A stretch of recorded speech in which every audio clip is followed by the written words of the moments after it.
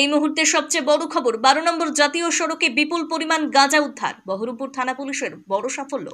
ফের মাদক পাচারের ছক ভেস্তে দিল বহরমপুর থানার পুলিশ। গোপন সূত্রে খবরের ভিত্তিতে অভিযান চালিয়ে মেহেদিপুর সংলগ্ন ফতেপুর বাইপাসের 12 নম্বর জাতীয় সড়ক থেকে বিপুল পরিমাণে গাঁজা উদ্ধার করল পুলিশ।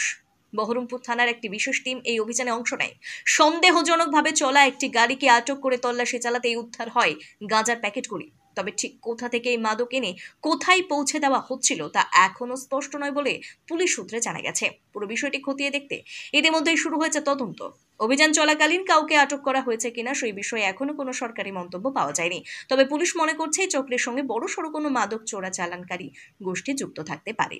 এই সাফল্যে খুশি স্থানীয় বাসিন্দারা পুলিশের ভূমিকা প্রশংসা করে তারা জানান, এই ধরনের তৎপরতাই এলাকায় মাদক মুক্ত পরিবেশ গড়ে তুলতে সাহায্য করবে।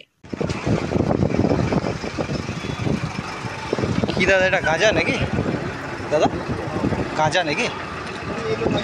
একটু বলতে পারবো না। গাঁজাই আছে, আমরা চিনি না, আমরা খাইও না, চিনিও না। যে আমাদের এই মোড়ে ধরা পড়েছিল এরা, হ্যাঁ আমাদের মোড়ে ধরা পড়েছিল আইরাতে এরাই না তেলের টিনে ভরা ছিল, ও গাড়ির সময় ধরে নিয়েছে। আবার কি দেখবে? আজ বহরমপুর মেহেদিনগর সংলগ্ন গাঁজা ধরেছে মোটামুটি 20 ব্যাগ মতো হবে।